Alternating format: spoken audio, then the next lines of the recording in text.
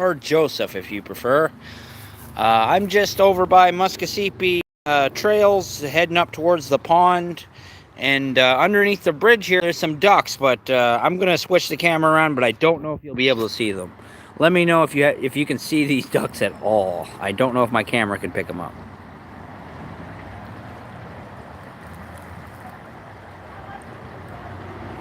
Oh yeah, that's not bad. I can kind of see them there. There's the one there, and there's another one on the shore, but it's blending in really good.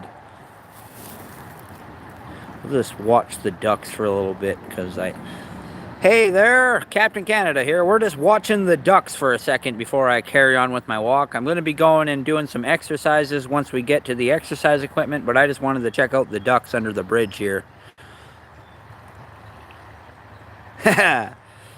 All right, now it's a party. What's up, man? Not much.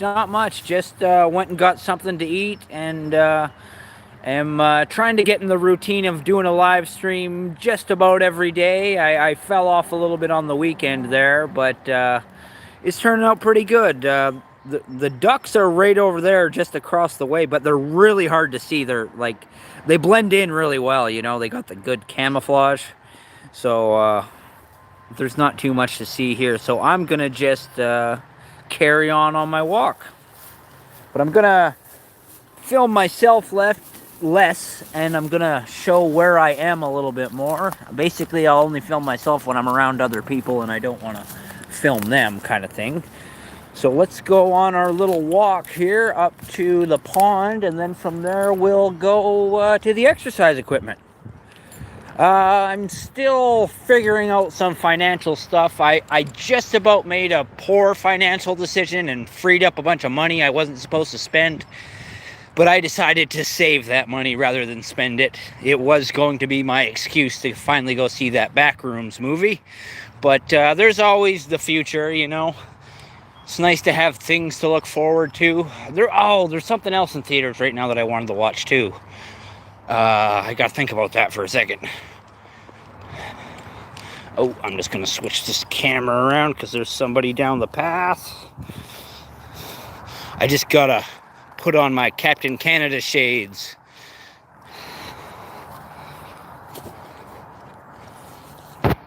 But yeah, if I think really hard, I'm sure I can remember what is good in the theaters right now. But I brought it up on a previous live stream. I really love that Project Hail Mary. That was just a great movie. Everybody should go see that movie. What's another good movie that... I saw it quite a while ago now, but a movie... Oria. Hi! I probably mispronounced your name terribly.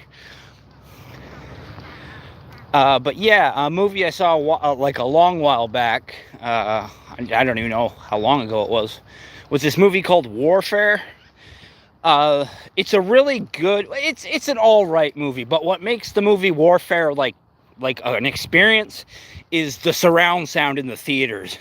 Like, there's this part where they do, I think it's called a show of force.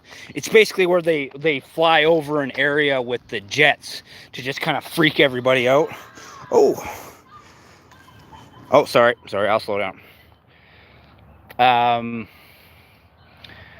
Yeah, but this movie Warfare, the sound on it is just ridiculous. When the jets fly over in this one part, you feel like the jets are actually flying over. It's crazy. It's a good movie. It's a little bit brutal, but not like excessively so. I felt like it was trying to be accurate.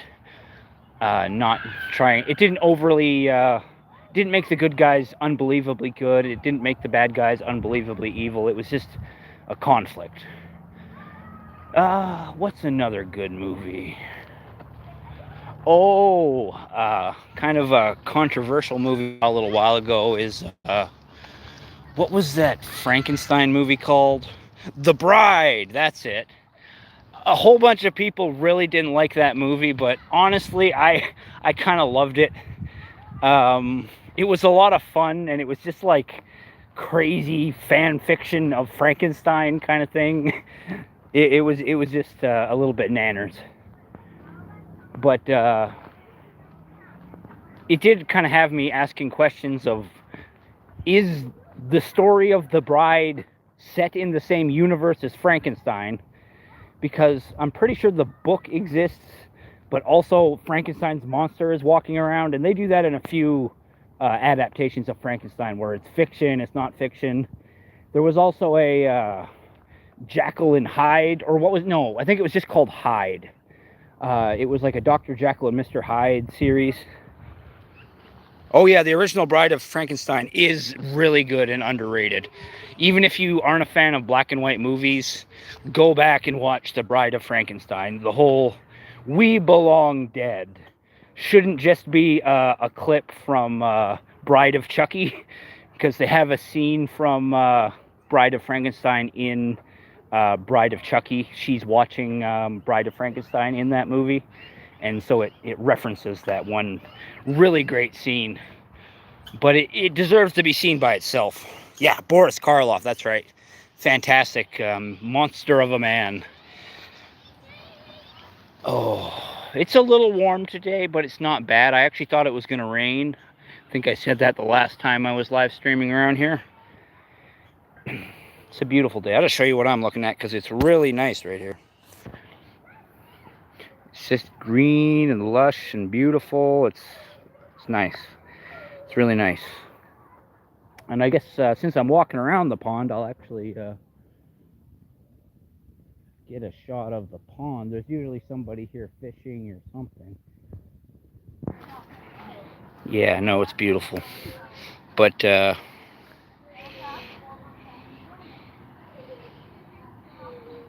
yeah. What is another good movie? What's another good Frankenstein adaptation? You want to know what's a really good version of Frankenstein? Have you ever watched Monster Squad? I know it's so pretty. I think so too. Monster Squad is just a fun movie, but it has a really, really solid version of Frankenstein that really is the good guy of the monsters, and it's great. It's got him saying bogus and throwing Dracula onto a fence post, and he gets impaled. It's a lot of fun. Monster Squad is great. That's a movie that I remember buying and just not watching it, but just being glad that I had it in my collection. It's like the collection is more complete when you have Monster Squad in there. Just gonna turn the camera around here. There we go.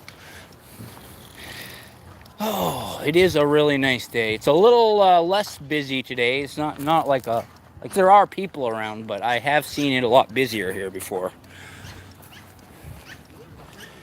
And these, I'll just show you these. We got kind of the newer trail system now. These are to replace the old ones that used to have like the rough maps and everything. But I think these ones are a lot more detailed. And they're nice. There's these maple leaves spray painted everywhere. I don't know if they were done as artwork, like paid for by the park, or if somebody's just graffitiing. But the maple leaves are a nice little touch. Oh, I don't know if you can see that. There we go. Now that I got the sun out of the way there. Yeah, there's these little maple leaves everywhere. Oh, They Live. Okay, that's a good movie. We're talking. Yeah, you put on the glasses and you see I can't believe, how has there never been a remake of They Live? That movie demands not just one remake, but every generation to remake that movie the way we remake War of the Worlds. They Live. It's got, at one point in time, They Live had the longest on-screen fist fight when he's trying to punch him to put on the glasses. At one point in time, I don't know if it still is, was the longest fight. Yeah, Roddy Piper. I'm here to kick ass and chew bubblegum, and I'm all out of bubblegum. That line doesn't come from Duke Nukem. It comes from They Live, and Duke Nukem stole it. And it worked perfectly for Duke Nukem because he was set during an alien apocalypse as well. And so it was a reference that just only makes sense. But a lot of people think that Kick-Ass and Chew Bubblegum line is from Duke Nukem, but no, that's a Rowdy Roddy Piper line. Yeah, no, that's a great movie. That just makes me happy to think about. Here's a fun fact about that movie. There is a prop that keeps showing up in Hollywood over and over again. It's the scanner from Ghostbusters. The two little these two little arms come out with lights on. Ooh. Oh yeah, we could make a whole side universe with just the way the aliens traveled dimensionally. Yeah, no, I point to They Live is a better teleportation system than like Star Trek and stuff like that. Because in Star Trek, you're broken down and the information is transmitted, and they use your pattern to recreate you. But when They Live, you see somebody get compressed down into like an orb, and then they fire that orb really far away. And that's just interesting. That movie really makes you feel like you're just scratching the surface. Like, why isn't there a big They Live universe? You know, like, we never find out anything about the aliens' home planet.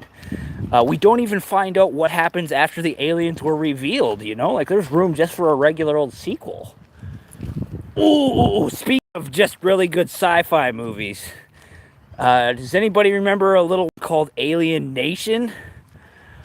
I think I remember the series more than I remember the movies. But Alien Nation is some quality sci-fi. I kind of consider it light sci-fi because it's more about the immigration aspect of the aliens rather than, you know, sci-fi stuff. But there is good sci-fi stuff in there. Like, I guess I don't want to spoil Alien Nation if you haven't seen it, but spoilers for Alien Nation. The aliens, who I cannot remember what they are called. If anybody remembers what the aliens in Alien Nation are called, wouldn't mind help. But they're bald with spots on their heads, and they're pretty human looking. They drink rotten milk to get drunk. I think that's just a neat little detail. Like, it's simple, but it's sci-fi, you know? Now, Alien Nation isn't as much fun as They Live. And I think it's funny to compare the two. Because in They Live, the aliens are hidden. Oh, I hate Stargate SG-1, you say? That's fair. That's fair. I've heard my uncle's best argument against Stargate SG-1 is, what's his name? You know, MacGyver. Whatever the fuck his name is. He couldn't believe MacGyver as a military guy. And I totally am on board with that. He is... Like, if you dislike Stargate SG-1 just for, is he Daniel Jackson or is that the other guy? Whoever MacGyver's character is, I can understand you having a problem with that because it kind of takes me out of the experience. Like, you're supposed to believe that he's a military guy who has like this tragic backstory, and it's like Kurt Russell played the same character and did it so much better. Are you a fan of the Stargate movie? Oh. Okay, cool. You got my ass with the Alien Nation stuff. Cool, I appreciate that. The extraterrestrials in Alien Nation are called the Tenctonese. After crash landing on Earth and integrating in human society,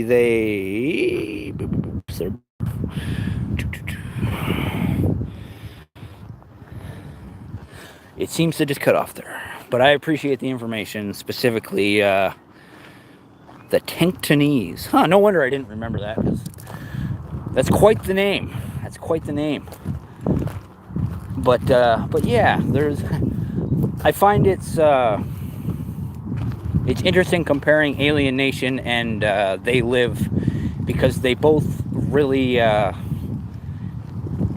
emphasize like xenophobia, like literal xenophobia of xenos. And that's just it. Is in uh, which one am I talking about? In Alien Nation, they're people, you know.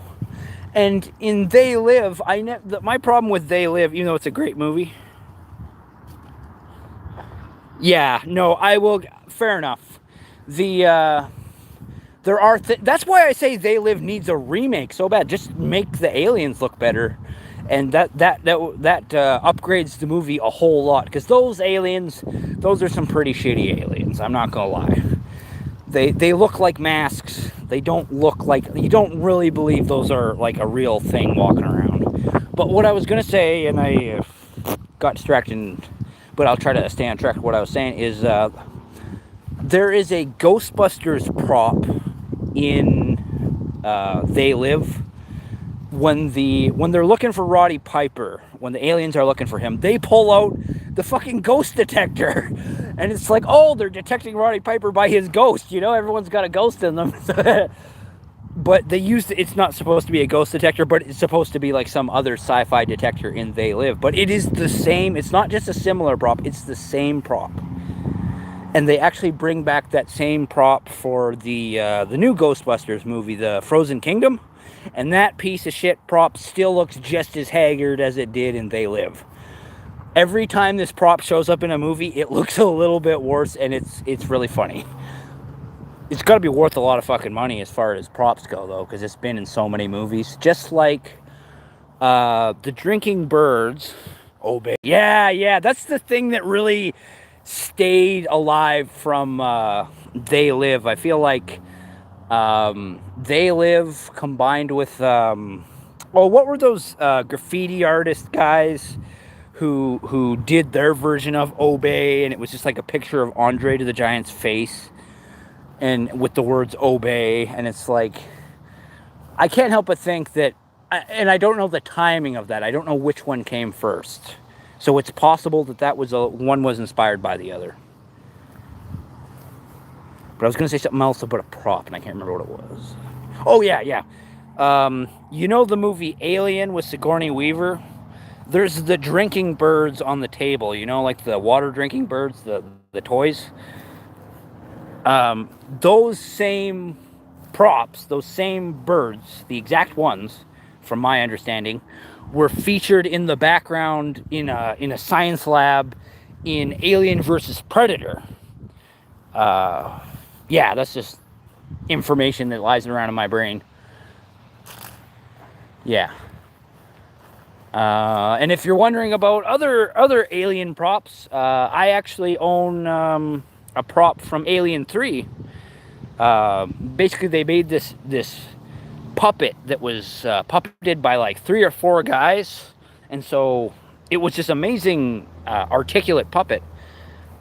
But basically, it fell apart when they were done using it. And so you can buy parts of this thing online. I see it on YouTube. There's another guy who has the head, like the nice, beautiful dome.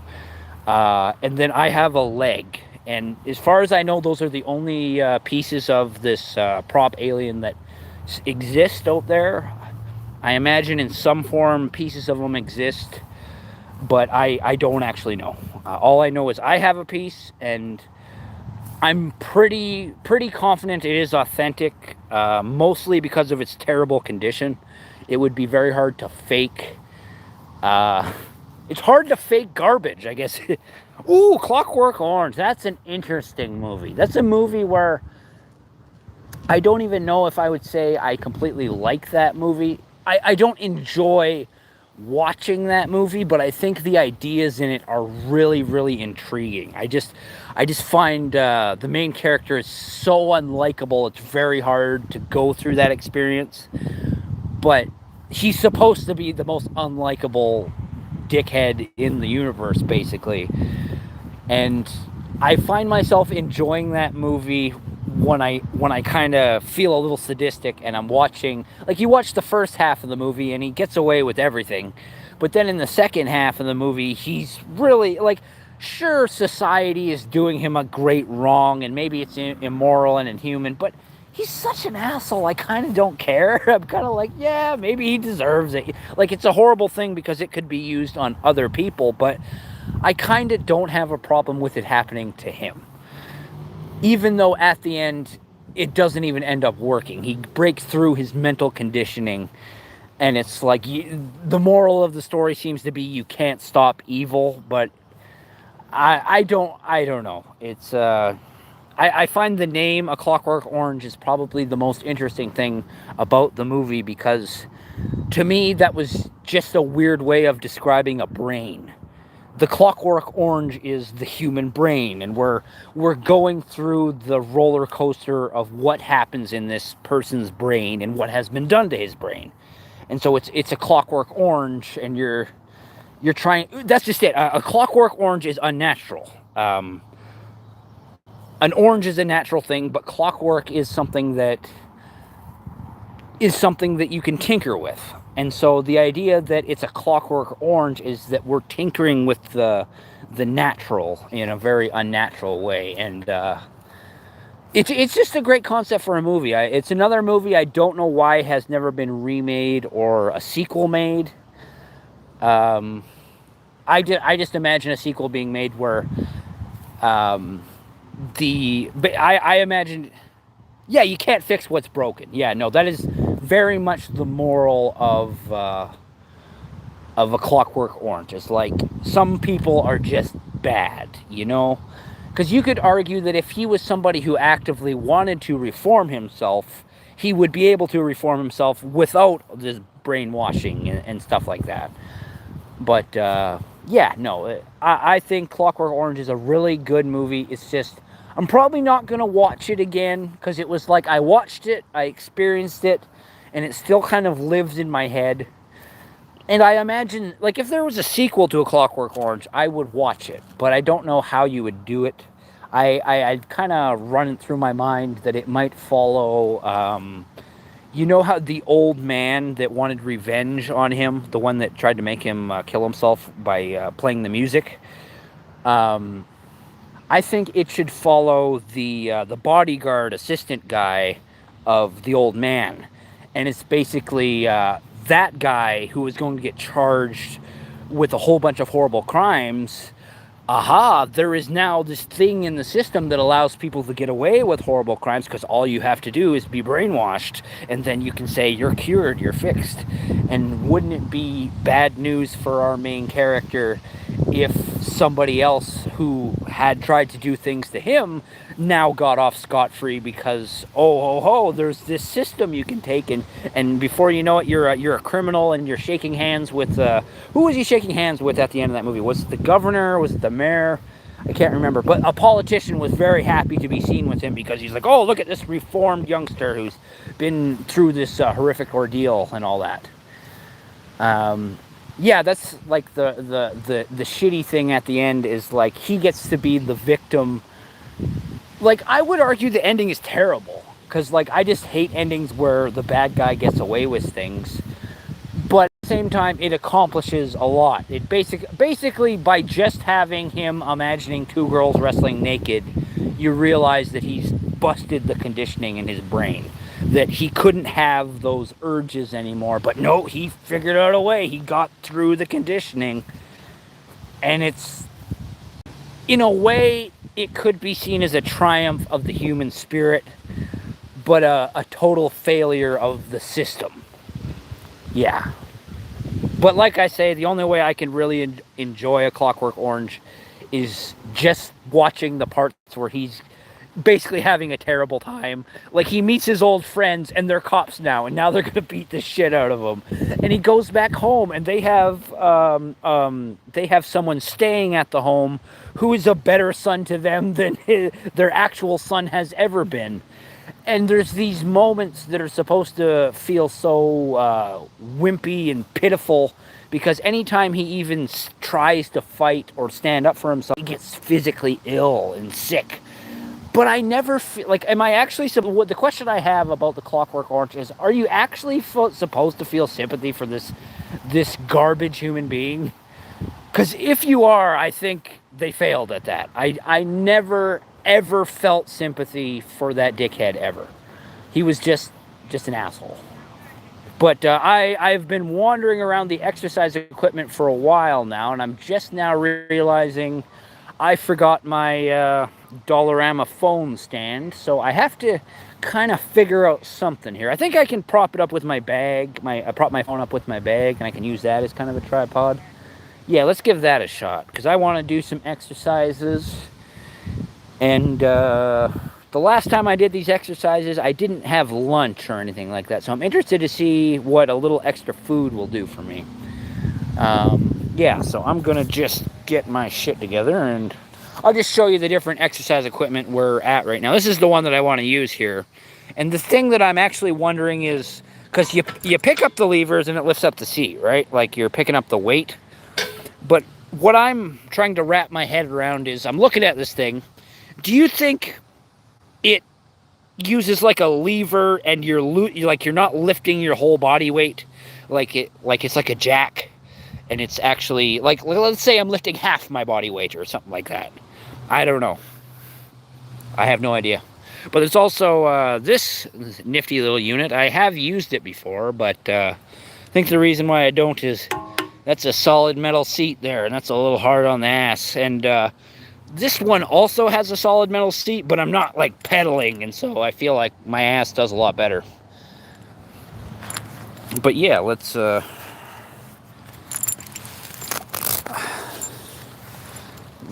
get this bag off. I got this. These Dollarama bags are really great. You can get a lot of stuff to fit in them. And I haven't asked on previous live streams, but if you would please subscribe, I would appreciate it quite a bit. And if you want, I can give you a shout out or something like that. But, you know, don't feel like you have to subscribe. But just the views are appreciated. Alrighty, let's see how we can prop this thing up. Let's see. Okay. Now we do. Okay, that's not looking terrible. I'm just working on my angle a little bit. Yeah. Okay, yeah, that's not looking too bad. Yeah, that looks pretty good, actually. Okay. But yeah. Oh, and I want to advertise for another live stream that I think is going on at the same time. It might be suicide for my channel. Sorry to use that word so lightly. Right now, Uwo's Lab is also doing a live stream, and he's just a lot of fun.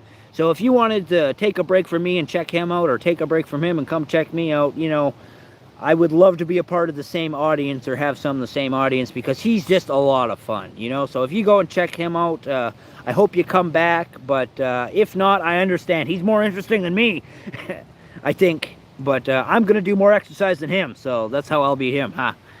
It's not a competition. We're all in this together. Okay. Okay.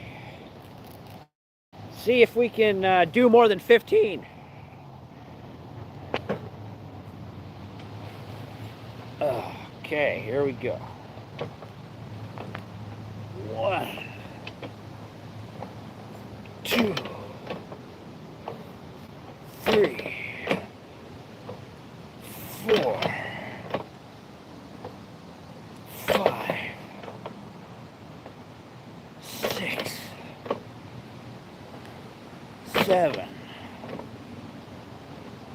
8, 9, 10, 11, 12, 13, 14. Oh yeah, 15 is the limit.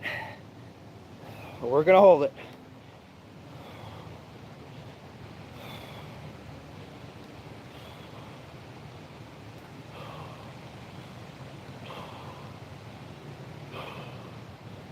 Okay. Okay. Alrighty, that was 15. I was really, when I got started, I wanted to tell myself I was gonna try to at least do 16, but when I'm done, I'm done. 15 is definitely my limit. But I'm gonna keep trying on adding another rep or push or whatever you want to call it. It is starting to rain a little bit, so I'm not gonna immediately take off, but you know, because it's just spitting. It's not like raining heavy or anything like that. It's just enough to cool you off a little bit, and that's what I need, because I'm a little warm after those 15. What I should do is get onto my leg exercises. I haven't done any squats today, so I still need to do 66 squats and 100 Shiko. So maybe I'll start doing that, since I need to rest the upper body. I think I'm going to hold off on the squats and just do the Shiko, because it's a nice, easy exercise. Let's get things set up.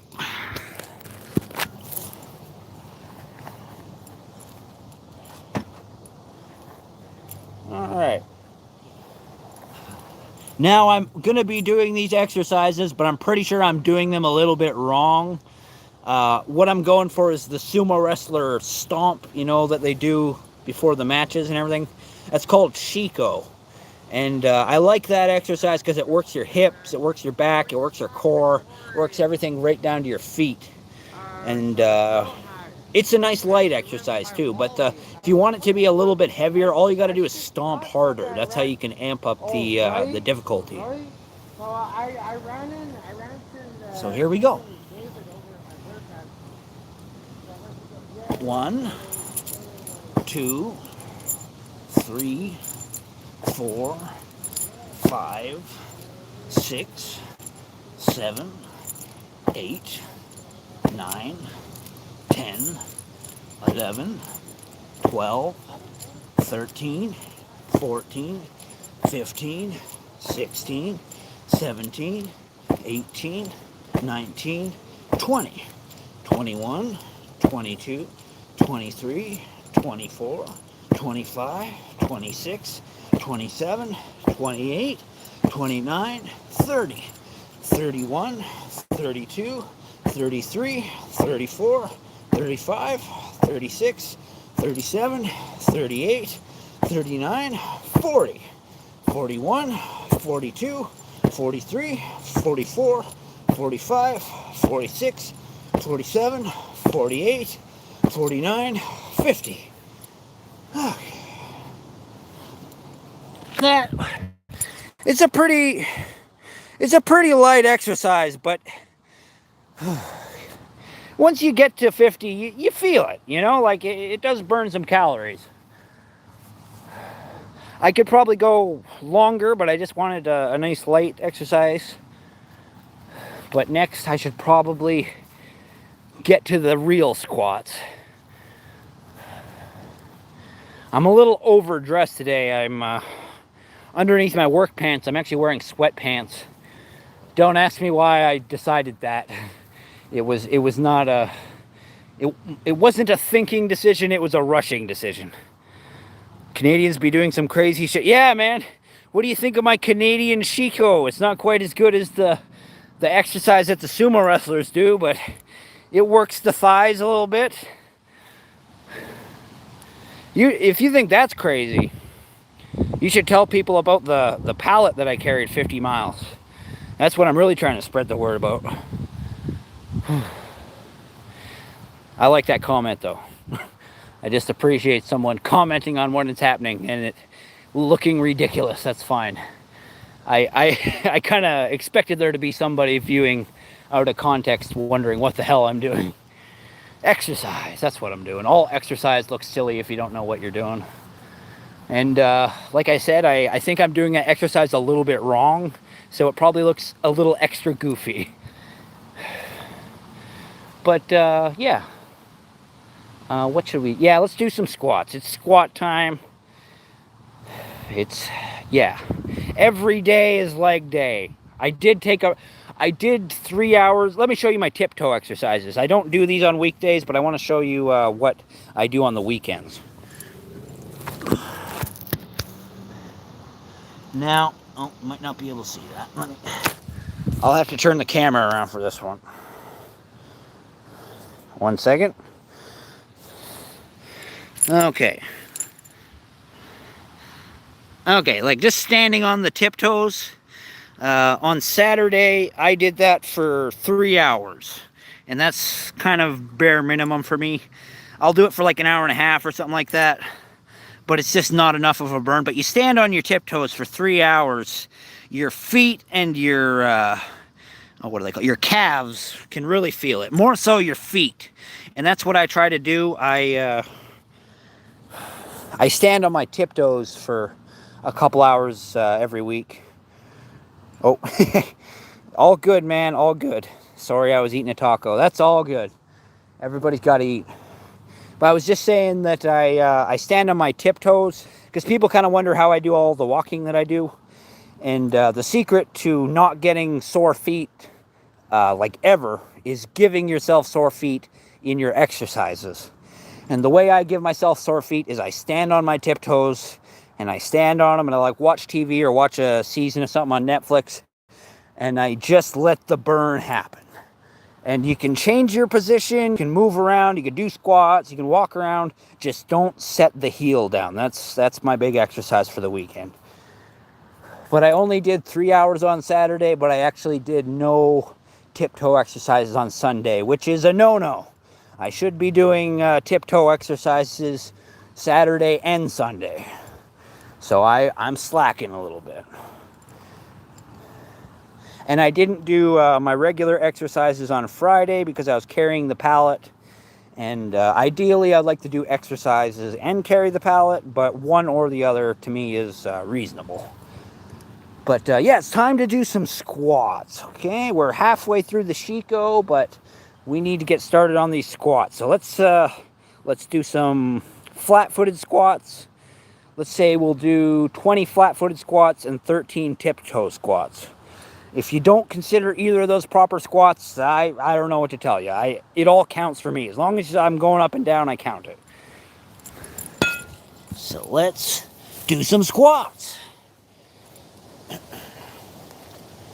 1, 2, 3, 4, 5, 6, 7, 8, 9, 10, 11, 12, 13, 14, 15, 16, 17, 18, 19, and 20.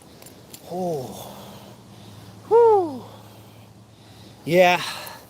Because I'm wearing the sweatpants underneath these pants. It's getting hot. Let's do the tiptoe squats now. 1, 2, 3, 4, 5, 6, 7, 8, 9, 10. Let's cut it off at 10 there. Whew. Was gonna do 13, but you know, I was gonna do 33 altogether, but 30 is feeling pretty good right about now. Whew. Good and warm, wow. Whew. You ever see those neck fans? They like hang around your neck and you got like fans that point at you. I want to check one of those out. They look like a good investment. They're not like super expensive, but I think it would be worth the 20 or 30 bucks to have a like nice little mobile cooling system, you know? So what have we done? We've done 15 on the arm and chest machine. We've done 50 Chico, and we've done 30 flat foot squats, and we did 10 tiptoe squats. So I want to do 66 more squats, tiptoe or flat footed. So we'll do 36 squats And I'll try to get 15 more on the arm chest machine there too. I might do that now. I don't know if I feel like I'm basically recovered. I could probably pull it out. Yeah.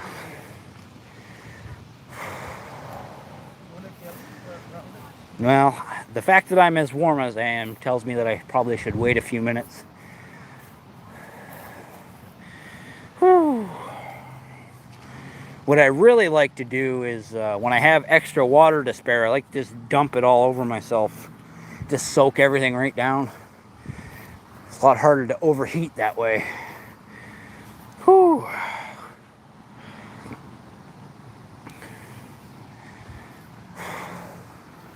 What's another thing? I was thinking movies, but you know, I'm thinking old TV shows.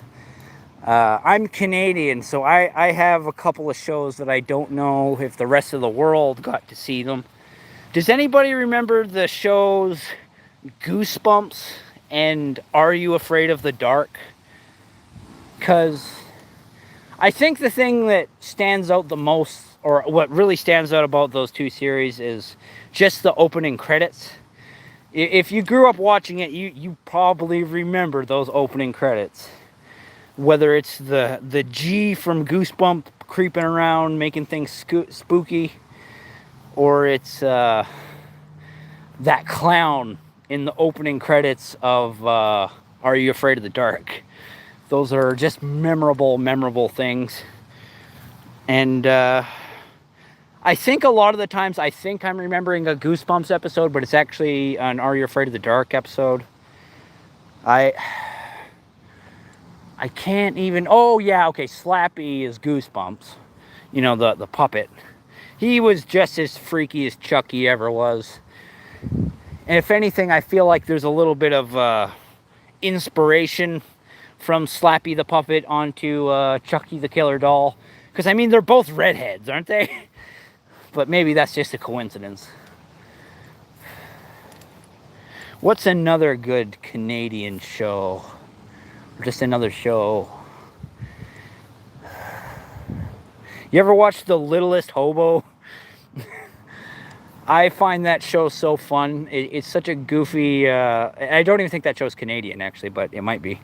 But The Littlest Hobo is just such a nice... like, if you feel like you need a palate cleanser from the harshness of the world, all you need to do is watch The Littlest Hobo. If you haven't watched The Littlest Hobo, it's the dog that would roam around. It was basically Lassie, but a German Shepherd. I think he was a German Shepherd. But he would go from place to place and help people out. And yeah, no, the Littlest Hobo is just a funny thing that exists. What's another good... Oh, okay, yeah, I'm thinking real far back there. Because if you're in the States, you might have Mr. Rogers. A lot of people are very familiar with Mr. Rogers. But the show that I know I watched but have a very hard time remembering is Mr. Dressup. Oh, I don't like the movie with Jack Black. What was I just talking about? Oh, yeah, that's right. They did do a Goosebumps movie with Jack Black. That's right. I even forgot that was a thing. And he's playing R.L. Stine in that, too. Oh, Trailer Park Boys. Now we're talking. Trailer Park Boys.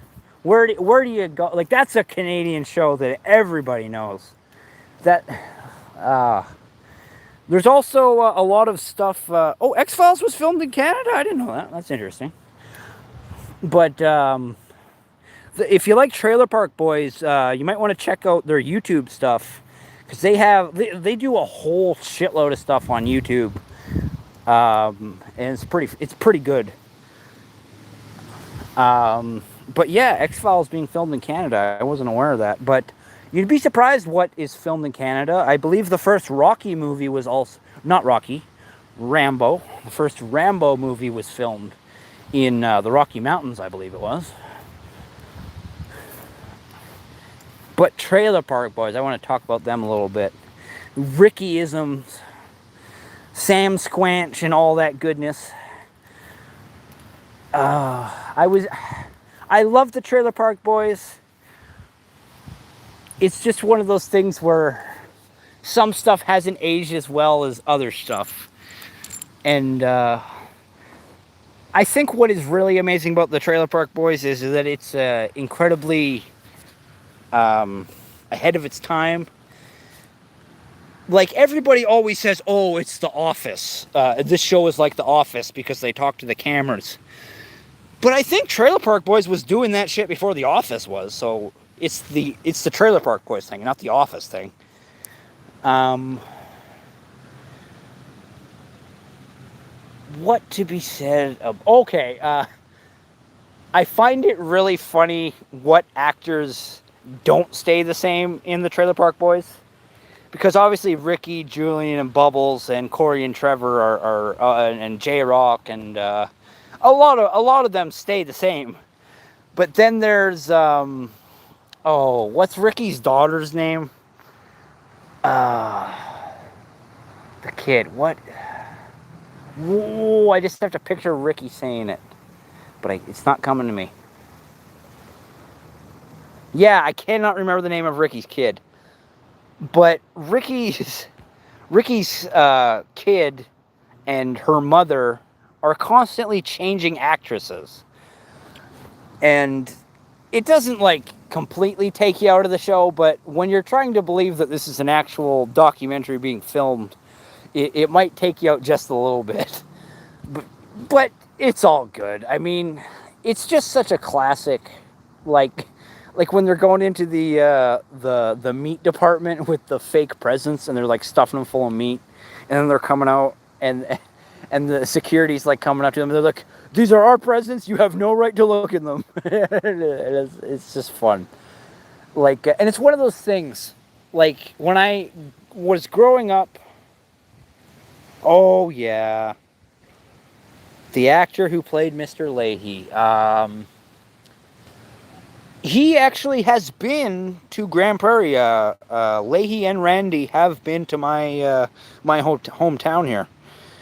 I never saw them when they were here, but yeah, unfortunately, the actor who played Mr. Leahy, he has passed on, and in the Trailer Park Boys animated series, they like acknowledge his death and everything. But they have this thing where the ghost of Mr. Leahy is like telling Randy what to do. And so now Randy is doing a lot of the Mr. Leahy things, like, letting the liquor decide what's going on and stuff like that. Yeah. But, yeah, it seems we've lost all our viewers, but that's all right. I'm just going to carry on. I'm feeling rested enough that I think I can get 15 more reps in now. And then I will do the last 66 squats, and then I'll do my crushing and pulling exercises, and I'll be good for the day, I think. Could just do those crushing and pullings right now because they're so easy to do.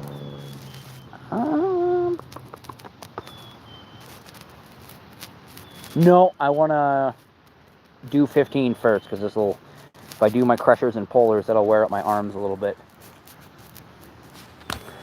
Yeah, I might as well get going because I'm a little bit recharged, so it's time to do some exercises.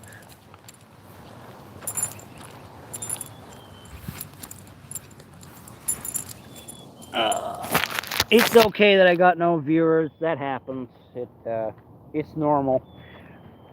So if you come to check things out, I appreciate it. But if we stay with no viewers for a while, that's fine too. I'm getting my exercise. That's the important thing. I felt like I was kind of right in the middle of a conversation, and then lost my main viewer there, the Schofield kid. But you never know what's going on in his personal life. Like, I can't assume that everybody just has time to watch my stream all the way through. But I appreciate him for showing up as much as he does. He's a real big supporter of mine, and I appreciate him. If anybody was going to be picked to be a moderator, it would probably be you, buddy. But for the most part, I don't want to have moderators because I want things to be uncensored and you know, just go with the flow kind of thing. Just see where I'm at. Okay. Alrighty.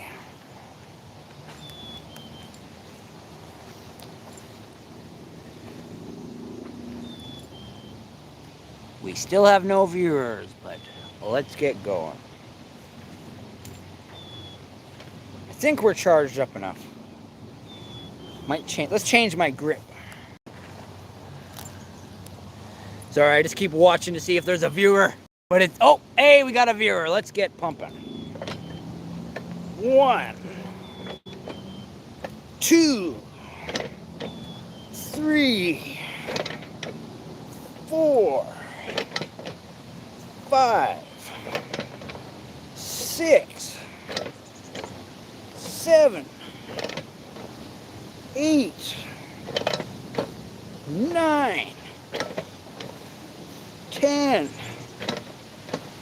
11, 12, 13, 14, 15, 16, and 17. Yeah!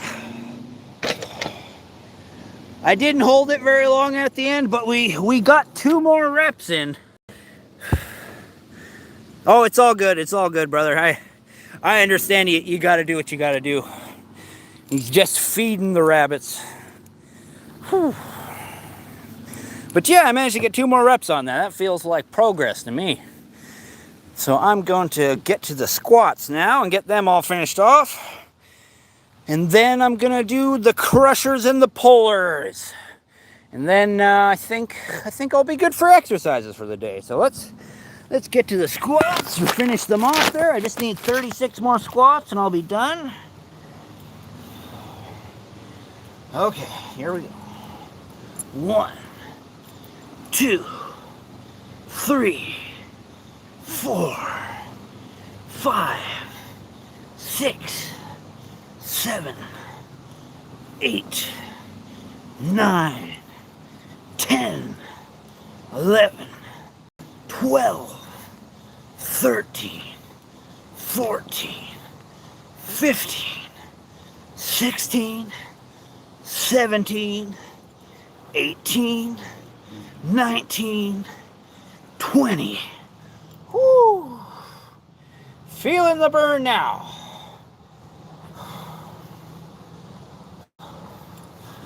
1, 2, 3, 4, 5, 6, 7, 8, 9, 10. Whew. Okay. Just 6 more to go. But I think I'm gonna do my crushers and my pullers. All right. First we crush as hard as we can, and we hold it.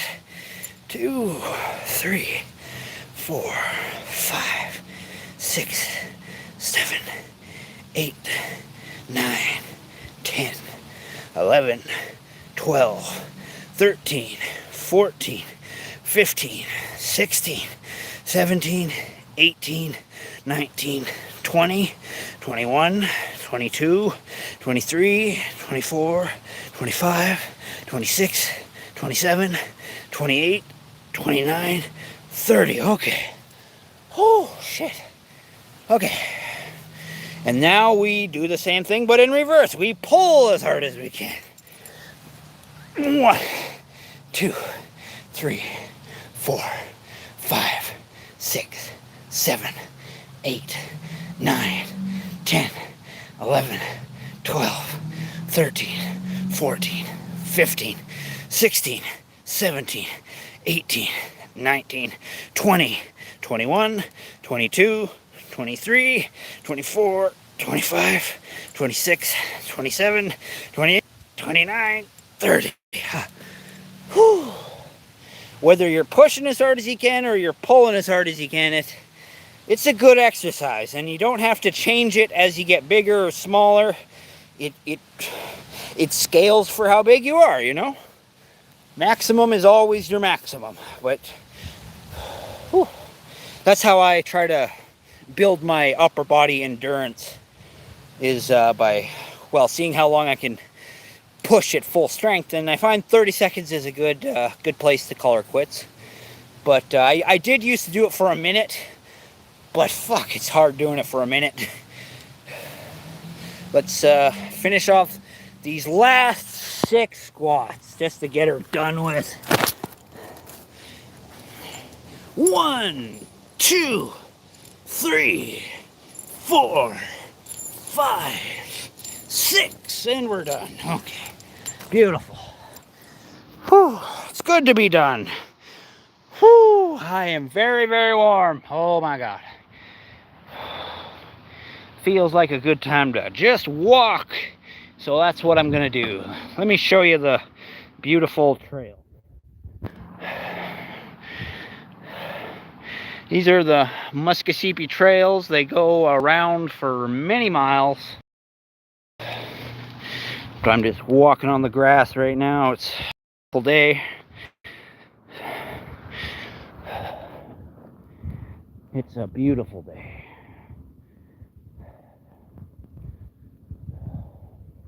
I'm just gonna walk up to the Dollarama and get myself a soda pop. If I was extra rich, I might pick up a Red Bull. I find the most refreshing, most replenishing drink that I have found is just a mixture of Red Bull and these aloe vera drinks. Because Red Bull has your vitamins and a bunch of other stuff, but you need a little bit more moisture, more water. And so sometimes I mix Red Bull and water. That's pretty good too. But Red Bull and aloe is like a really good drink because it's like filling, and I think it's got really good stuff in it, like good for your skin and stuff like that, because it's got aloe, and I think aloe helps build collagen and shit like that.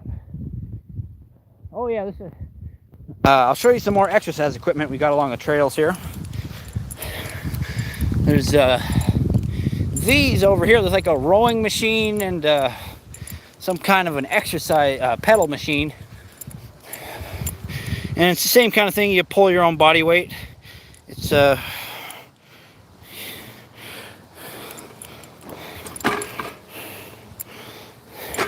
of hard to see that, but they're all good pieces of equipment. They don't seem like they require really any maintenance or anything, and nobody, like, there's some graffiti, but that doesn't really affect the machine at all. It still works just fine. Love these lovely little bridges. Now it says no motorized vehicles on here, but I guaranteed e-bikes are over here all the time.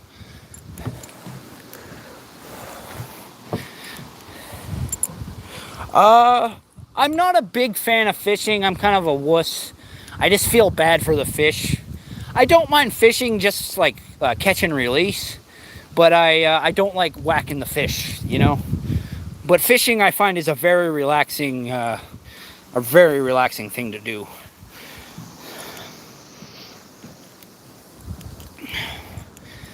I'm just 1 second, I gotta put my bag back on here.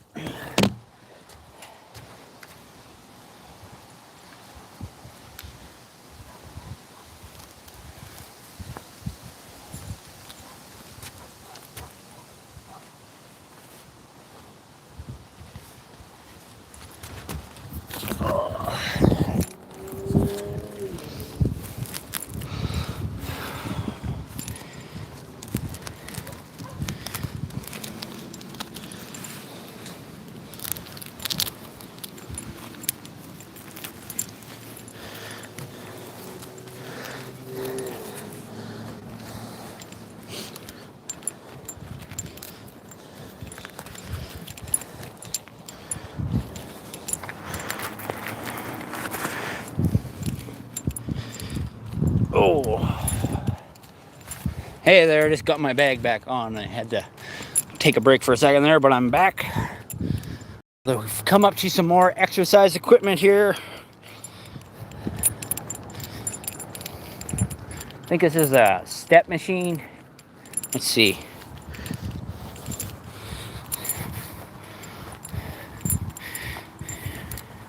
Yeah, you like push one foot down, it lifts the other one up, kind of thing. It's you know, pretty straightforward piece of equipment.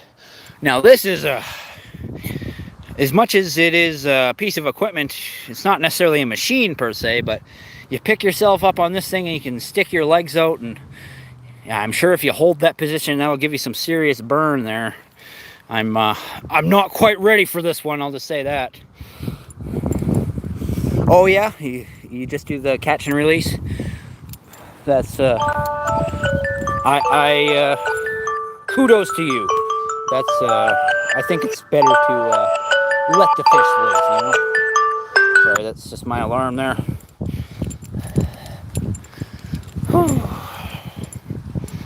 Yeah, no, it's nice out.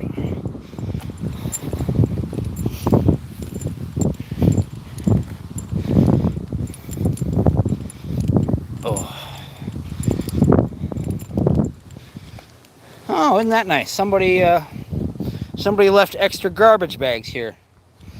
You never know when you might need to do some garbage pickup. If there's bags to do it, it's all the more possible. This is yeah, this is an important landmark. Should always make note of it.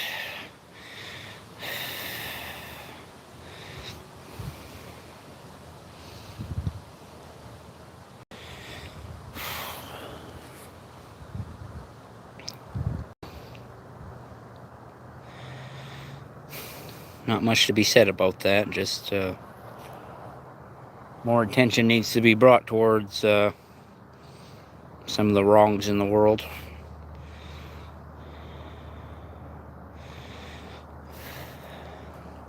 And if you're wondering what two-spirited person is, and two-spirit peoples, well, that's just another culture's way of talking about people who don't fit into traditional gender roles.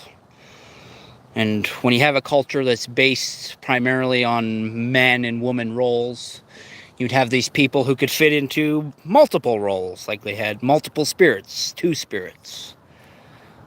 And it's my understanding that two-spirited people are very valued. But I'm sure there's exceptions to every rule, unfortunately.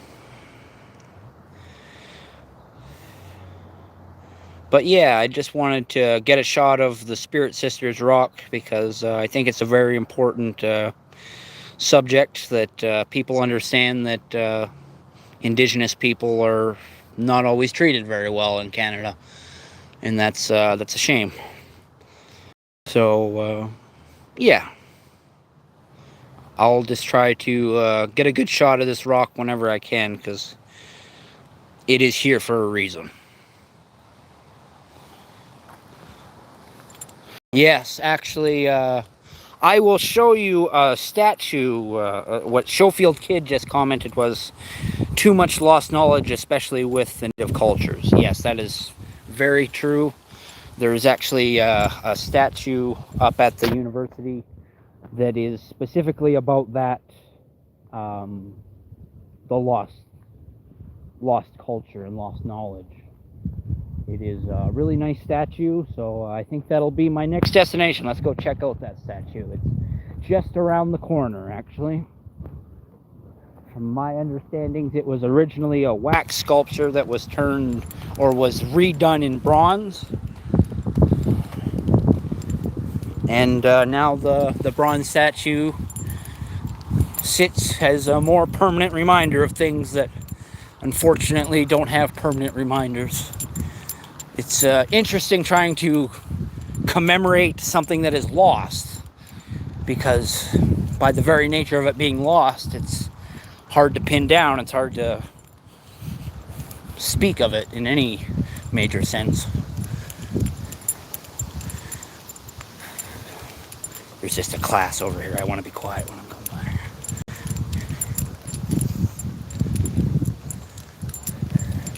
But yeah, it's a lovely day today.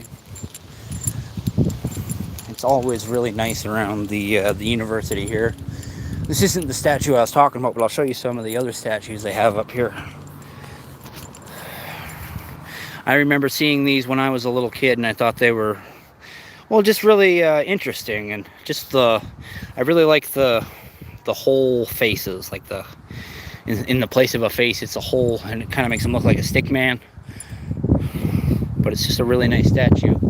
But it's not the one we're going for. The one we're going for is a little farther ahead. So let's just keep on going.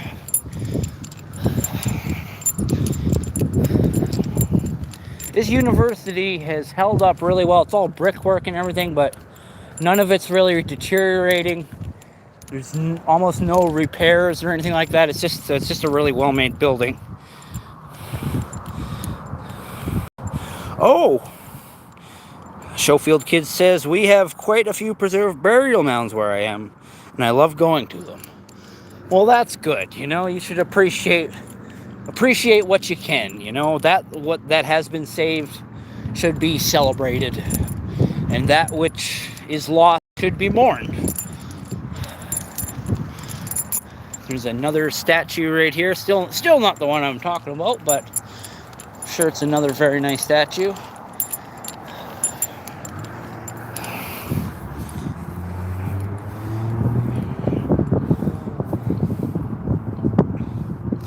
Yeah, they got lots of nice statues around here.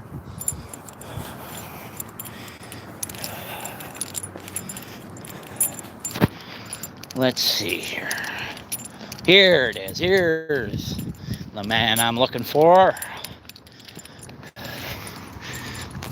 I think I just saw this, or really took note of it for the first time the other day, but I didn't video or get a picture of it. That's just a missed opportunity. This is a beautiful statue.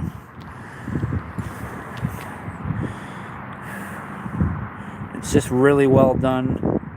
You see I don't know if you can see the intricate details on like his knife sheath and stuff like that. You might not be able to see that with the lighting, but so many just great fine details.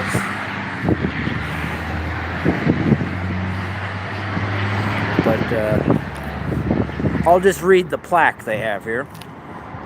This tribute to the Aboriginal people of the Peace River region was completed in the year celebrating the 75th anniversary of the formation of the province of Alberta. It reflects upon time and traditions now forever lost.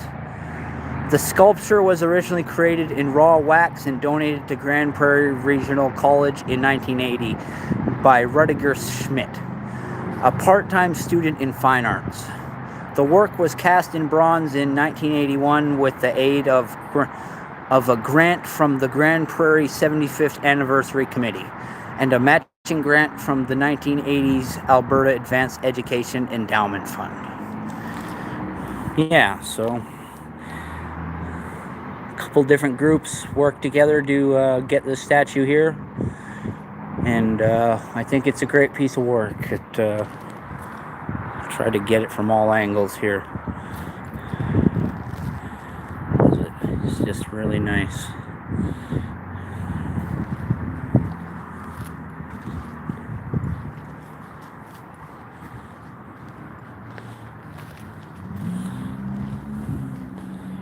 It does look a bit better in person than it does on the camera. The lighting makes it hard to see some of the details on the camera, but I think it still looks really good.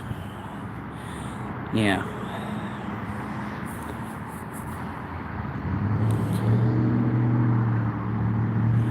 Yeah, no, that's a lovely statue. Man looking down at a smashed skull. Is the broken skull the representation of the culture lost? I would think so. Yeah. Alrighty. I'm glad that we made a stop here, but I think we can get going. Let's go take a look at the flowers over here.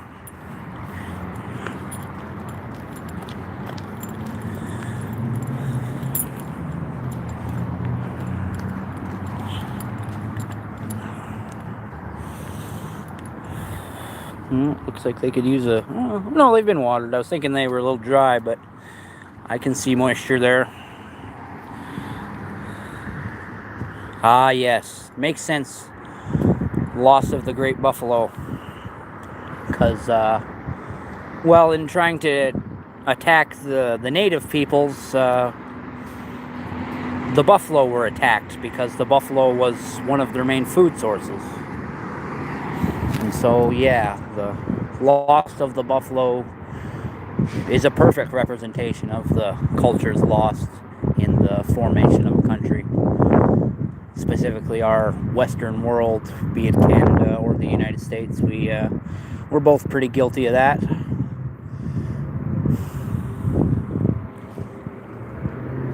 But that's just it. That's why I say we're all in this together. But there are those who have suffered more than others, and that should be recognized. I've had people completely surprised when I told them that there was prejudice against Native people, like they knew nothing about that. And to me, that's just ridiculous. You telling me you grow up in Canada and you didn't notice that there's two distinctly different groups of people? And it's not just that there's two distinctly different groups of people, but there's a separation. And I think to some degree that's intentional, like with the reservations. But I think there's too much of a separation in like big cities and stuff like that, where there's really no excuse for that. I don't like that. Well, the thing I was just going to say, I don't like that the majority of people in homeless shelters are Native, but actually, it's kind of split. It's not necessarily more Native people, but I will say the people being harassed by security guards are usually Native. There's just as many Native homeless people as there are white guys. And I don't think it's fair that the Native guys get more trouble than the white guys. That's just prejudice to me. That's just prejudice to everyone, I would think. You know, everyone has their own definition of prejudice. And there are so many different kinds of prejudice. Wait. You know, it's one of those things. Sometimes you need to see people being mistreated to actually believe it. Because I think we don't want to believe that humans can be so cruel to each other. But I don't think that should make it so that we deny the truth when it's staring us right in the face. It's like every couple of years, Canada has to relearn about residential schools. We're acting like this is all new information. Everyone's freaked out pretty recently about residential schools. But guess what? That's not new information.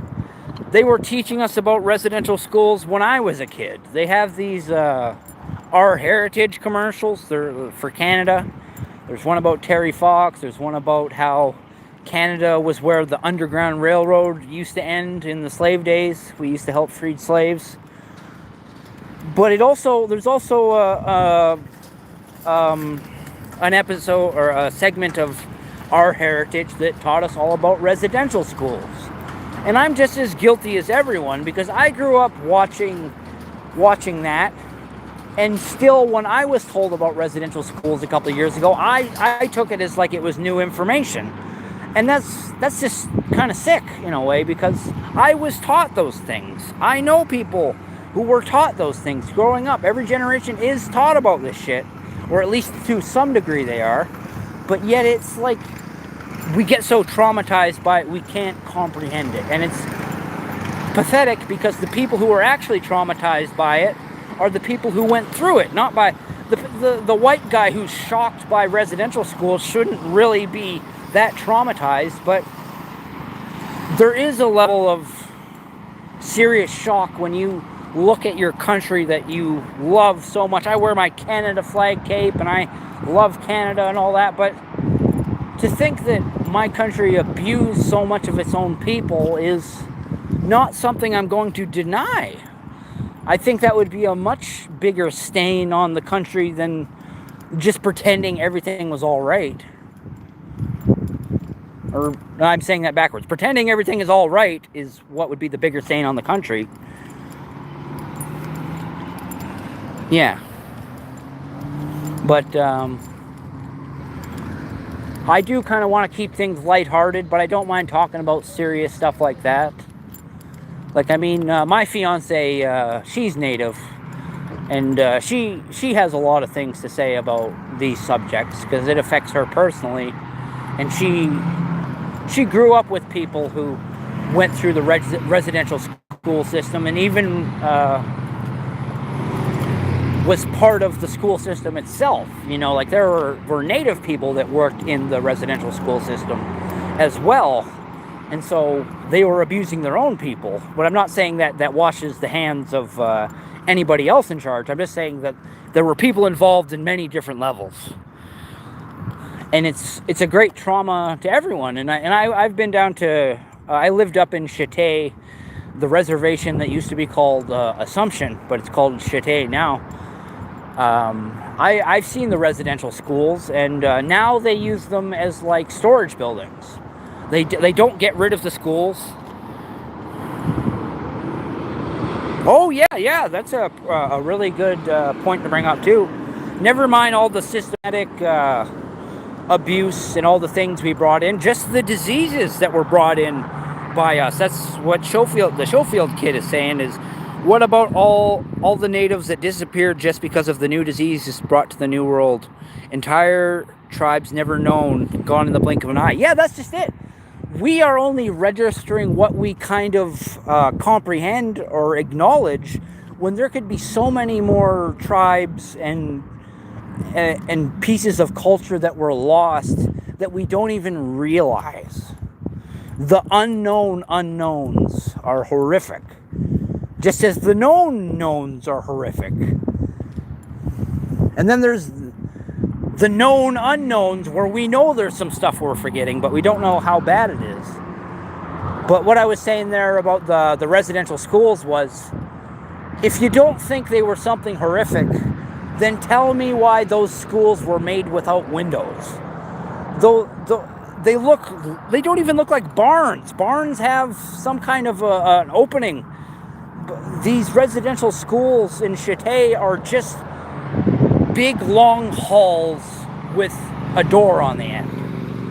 And it's the idea that it was back in the day before electricity, and it's like, it must have been the most gloomy, miserable fucking building to be in. Beyond the fact that all the horrible stuff that was going on. They just do not look like a building fit for human habitation. I wouldn't want to see animals being let into there, because there's no ventilation. But now those buildings are not a historical remnant. They're not like a museum or something to show. Oh, hey, I know you're my new subscriber. I don't know what name on YouTube, 2400. Hey, how's it going? We're just talking about some not so fun stuff. Talking about the residential schools up in Chete and just how not nice they are. Yeah. But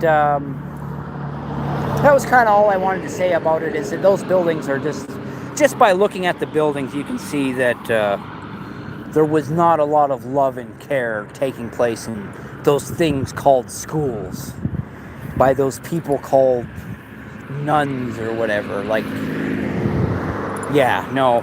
Unfortunately, some bad stuff has happened in Canada, and we have to accept that. You have to not just accept it, you have to not tolerate it, you know? Like, we don't want future generations to go through the same shit that previous generations have gone through.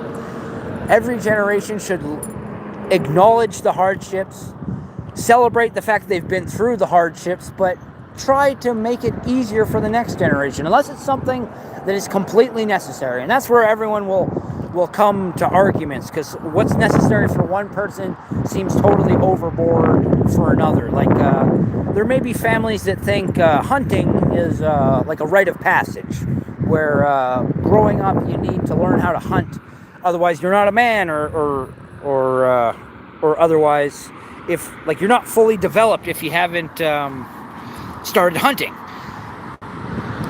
But I think there are plenty of people who don't think that hunting is part of personal development, where the hunters will probably say, well, we're more prepared and we can take care of ourselves better. And the people who don't believe hunting is a thing says, well, we live in society and we go to the supermarket. And we don't see anything wrong with that. And I don't see anything wrong with that either. My whole philosophy about meat and the morality of meat is I am a scavenger. I am not a hunter. I am a scavenger. Somebody else does the hunting. I buy the meat. I eat the meat. But I do not take the life of another thing to sustain myself. That's just my personal belief. I don't harshly judge other people who are hunters, because I understand there are animals that are hunters, and I'm not about to condemn the entire animal kingdom any more than I'm going to condemn Farmer John who hunts on his own property or slaughters his own animals.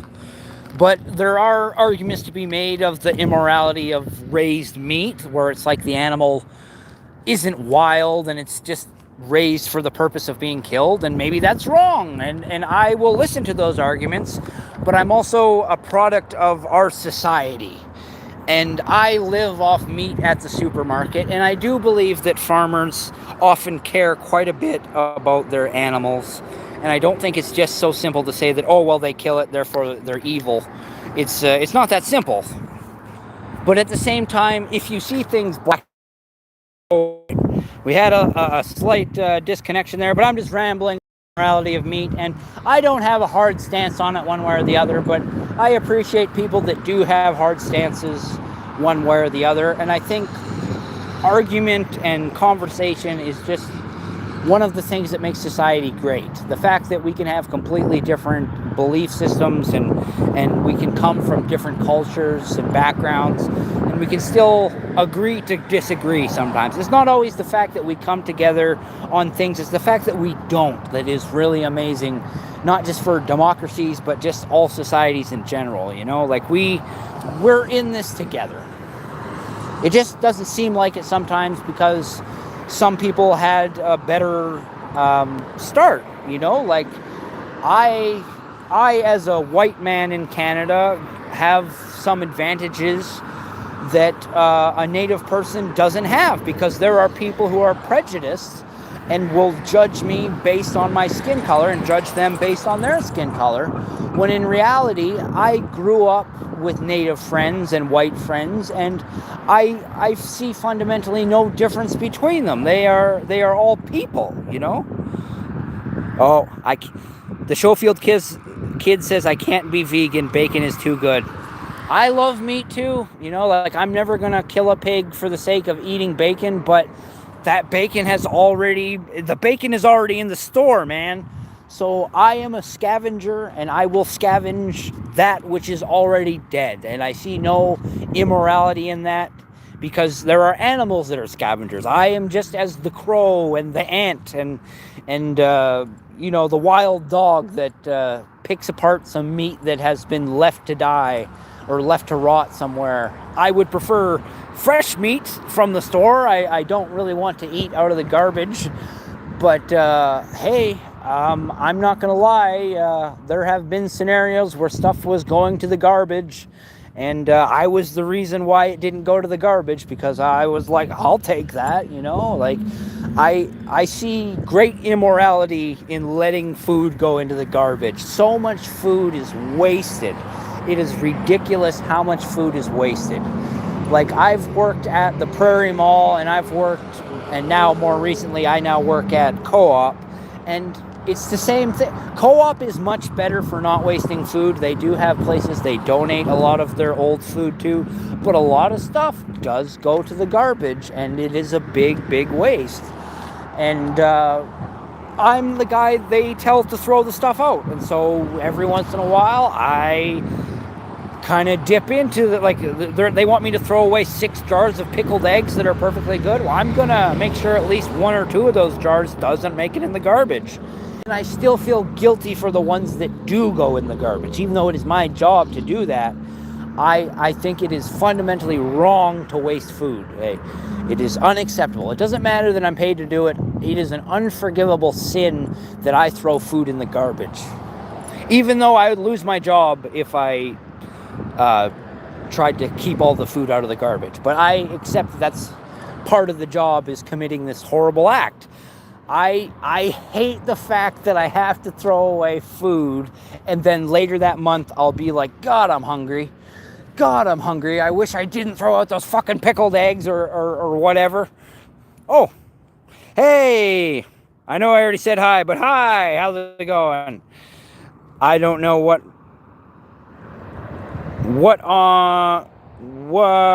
name my YouTube 2400. I'm terrible at pronouncing your name, but I'll say hi again because you're asking for a hi again. But yeah, no, I hate that I have to throw out food, just as I would hate, just if I was a hunter, I would hate hunting because I don't believe I deserve to live more than that animal I'm hunting. That's why I don't hunt. And if I had a choice, I wouldn't throw away food ever. If I had the choice, I would preserve and store food forever. But there's only so many places to store food. There's only so many times you can, pickle a potato or whatever, But yeah, no, it's, I didn't mean for that to be such a rant that went on forever and ever, but it's something that I am very passionate about because it's what I'm living right now. I'm living on, I can't justify throwing away food, but I have to do it because it's like throwing away food is how I pay for my food because it's my job. It's fucking topsy-turvy, I tell you. But yeah, it's a beautiful day today. It's getting a little cloudy there. It was starting to sprinkle a little bit, but it's pretty nice now.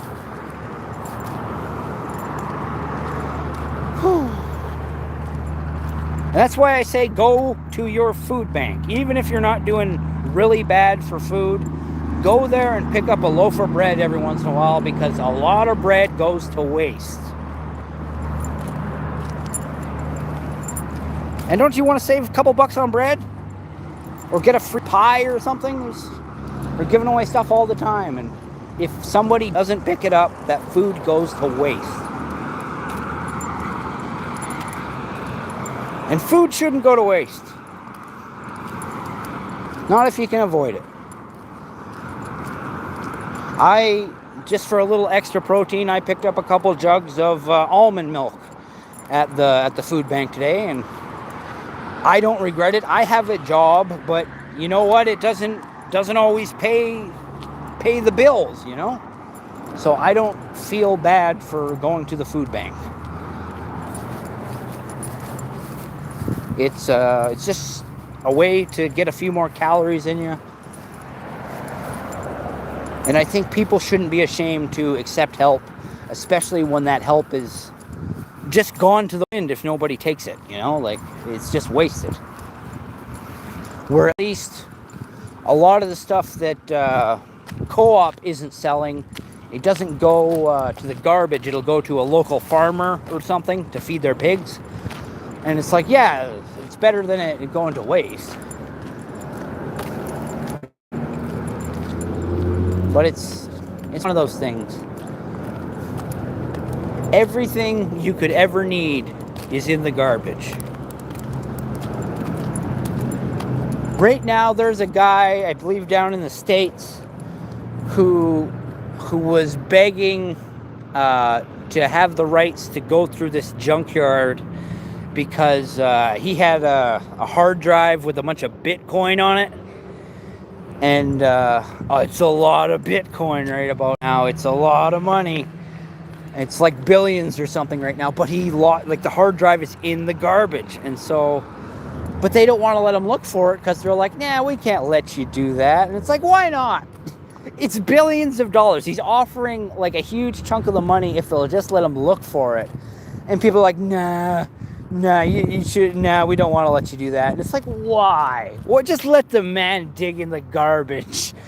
He won't be able to lift himself unless he's tried everything. And you're like, it's not just Bitcoin. There's got to be a million things in the garbage, like not just like good, valuable electronics that are basically good but get chucked for like minor defects.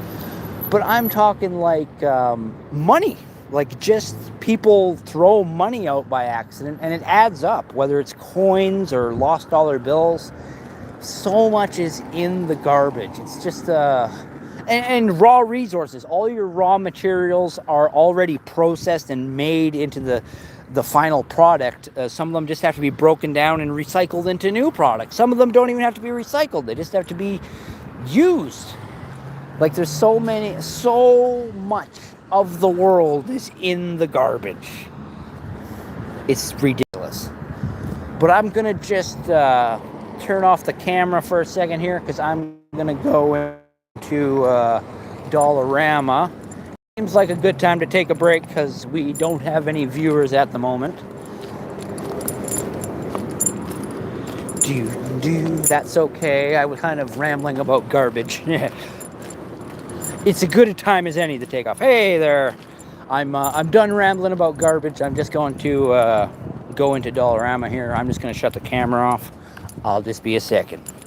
I'll be a couple minutes.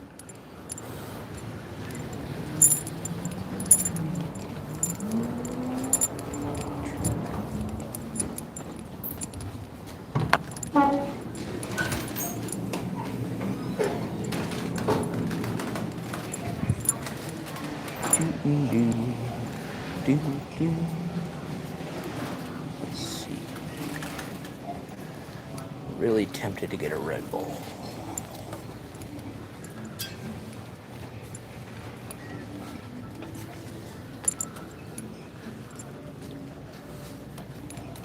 There they are. Should I get a Pepsi or a Dr. Pepper?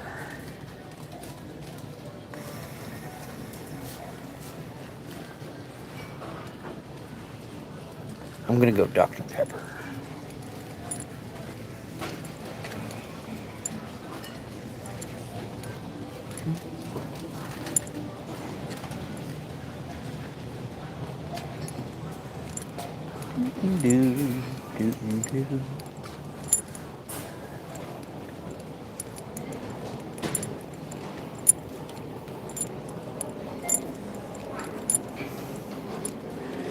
Do, do, do. 63 cents, 10 cents. 25 cents. Ooh, cherry Pepsi. They don't got them. Insert cash or select payment type. Insert cash or pay another way. No bad. Insert cash or select payment type. 25. Debit. Please place your bags in the bagging. Welcome. Please scan your first item. $1.25.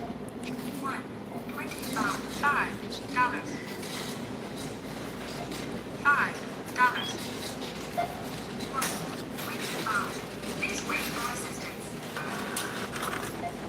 1. Please take your seat. 1.50.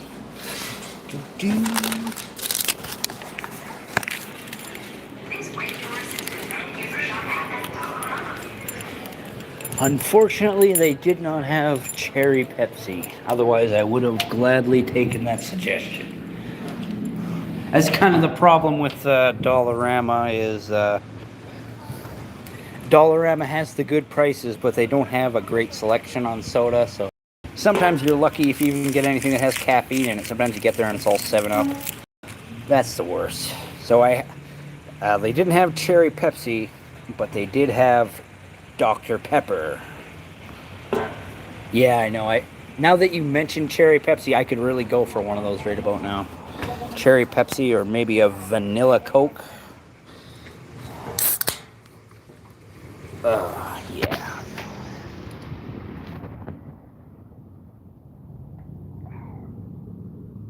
You know, Dr. Pepper, I don't love Dr. Pepper, but I don't mind having one every now and then.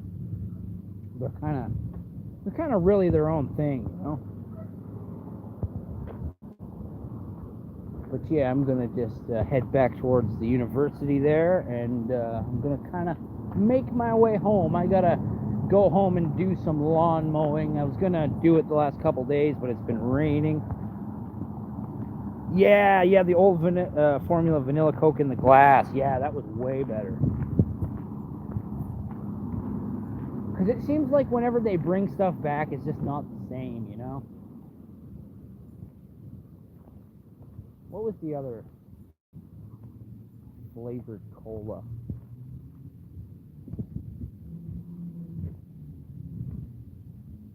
There was another one that came out around the same time as vanilla Coke, like, oh, Surge. I've never had Surge. I've heard things. What I remember is back before there was like 100 different energy drinks, there was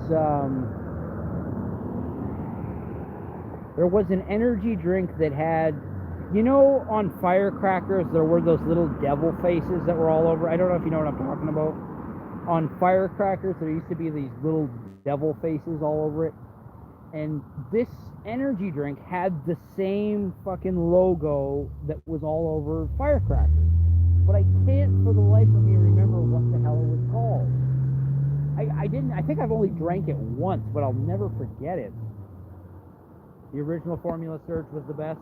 Yeah, I haven't tried new or old, so I got no way to comment on that. Oh yeah, energy drink called Liquid Lightning. That was really good.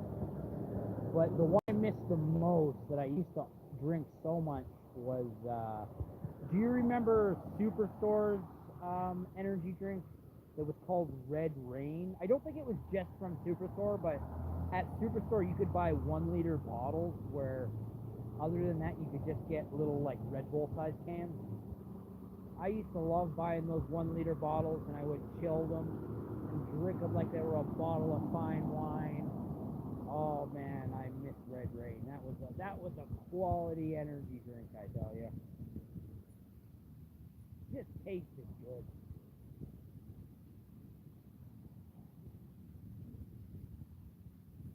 I am a big energy drink person, but in a flash I'll substitute energy drink with some soda or something. Oh, have a wonderful day, everyone. I see you. See me. That's it. I see you. See me. You see. Have a wonderful day, everyone, they say. I appreciate that message. Oh, you might be. Yeah, I think you're right. I think you're right.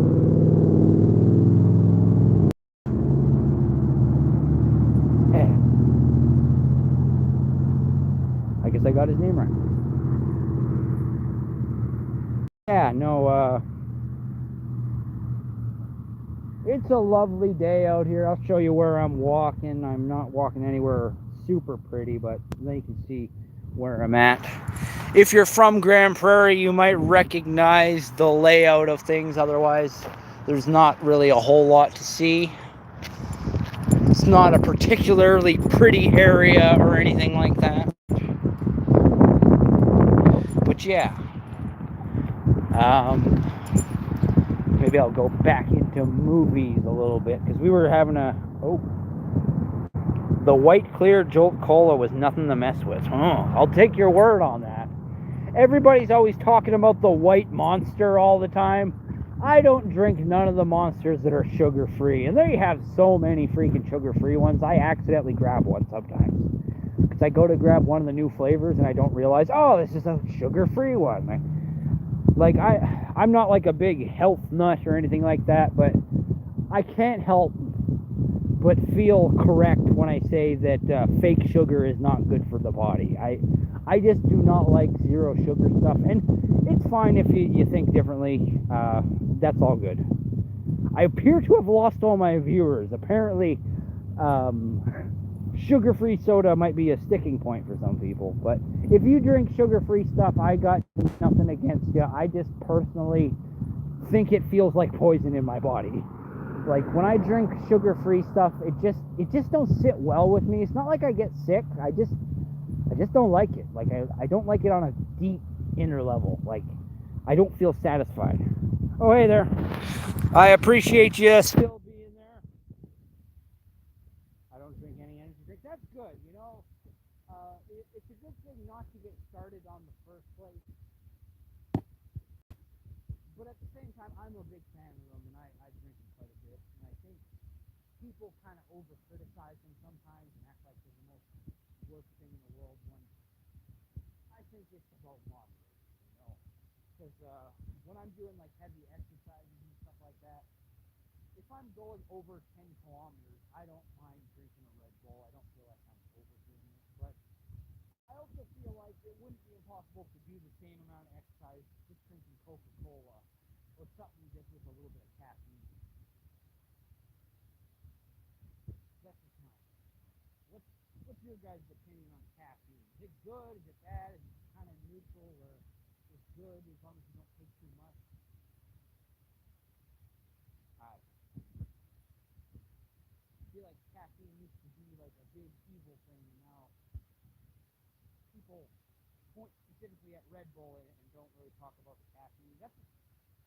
That's what I found really interesting about the Mormons. You know, the Mormons, those interesting guys. Um, I hung out with Mormons for a while because I wanted to write a book on Mormonism. Oh, you lost audio. Let me, is it still off? Let me just stick with the microphone. Turned it back on. Maybe that helps.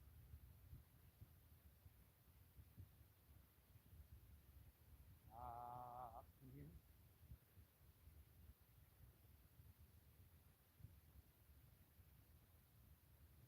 Okay. I'm going to keep talking, and you just let me know if it's still quiet. Is it still quiet? I don't know if I'm being heard.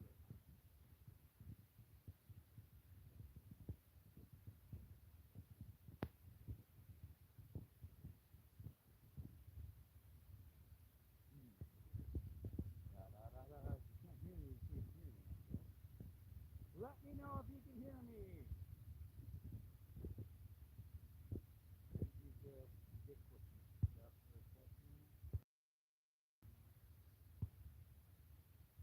What about now? Can you hear me now? I'm going to assume not. We haven't applied this anything.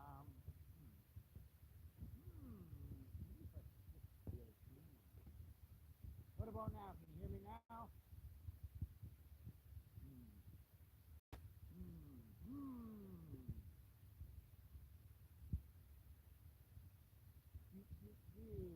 I don't know. Oh, I know it.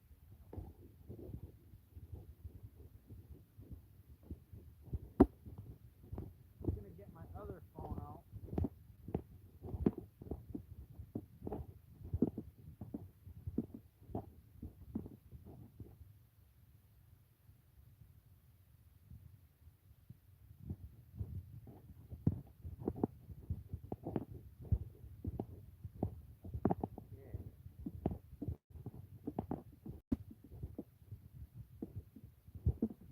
Can you hear me? Oh, no.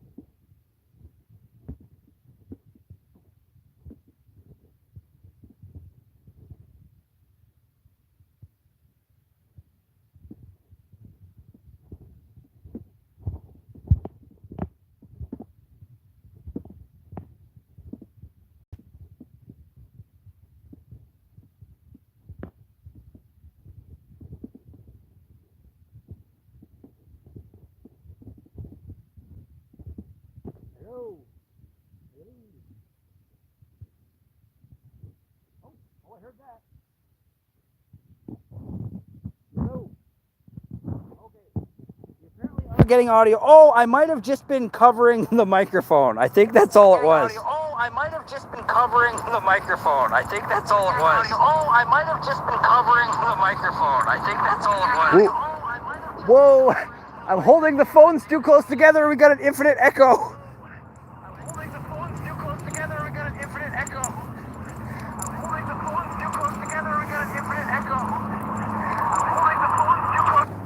Okay, okay. Now the other phone is off. We don't need that going on and on forever and ever.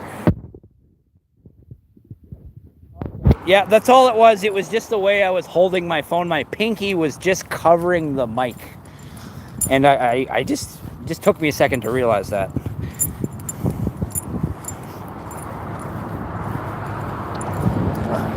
But thanks for letting me know that the audio went out there. I really wouldn't have realized otherwise.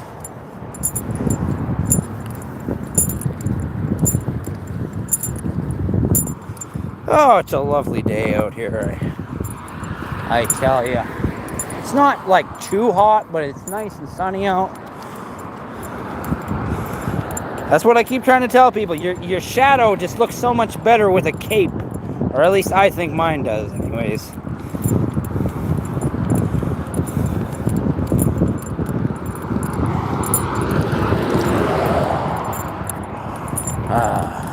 Yeah, no, it's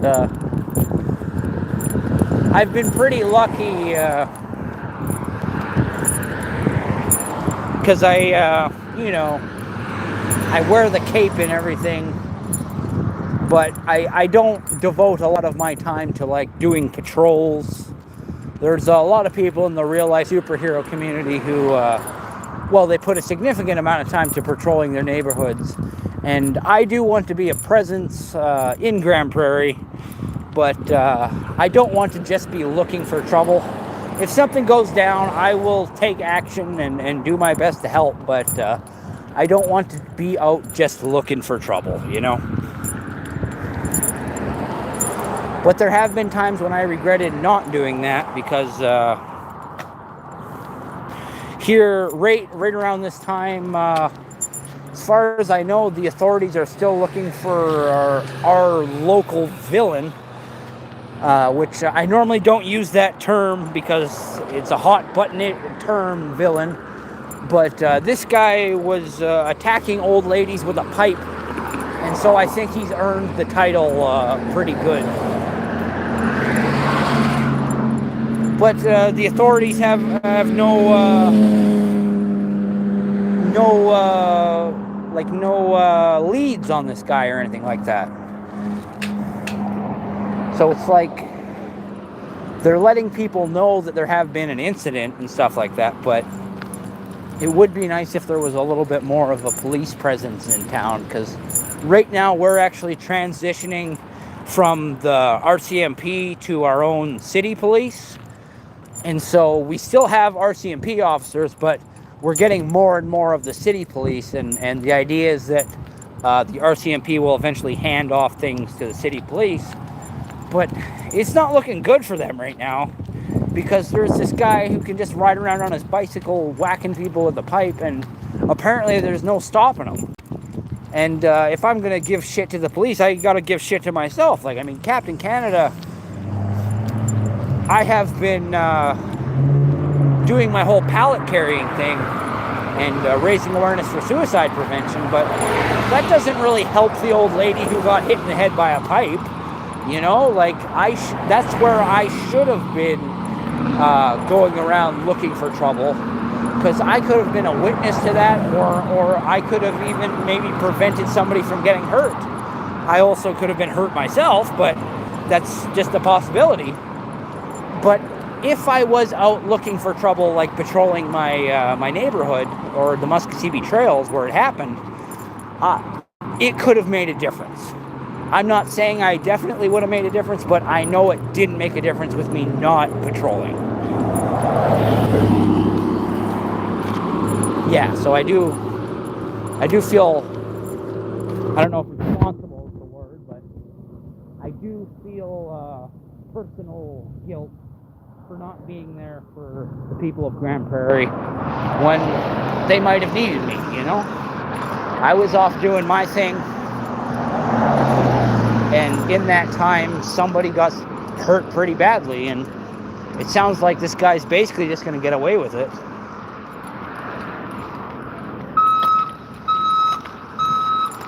And if he stays away forever, whatever. I just hope he doesn't start doing it again. So if somehow our pipe-wielding villain is out there watching this, please stop. Maybe turn yourself in.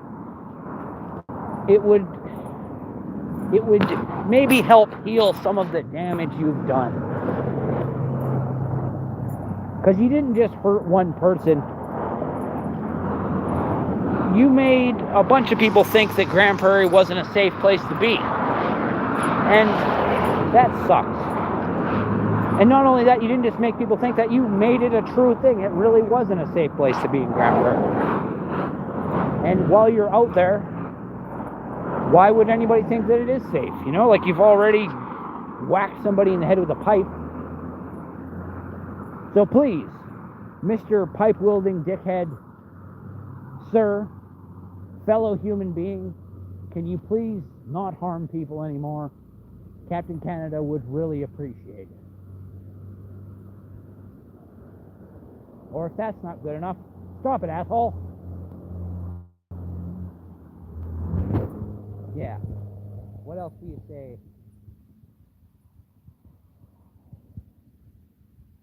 I don't know. If I knew what to say, I would say it.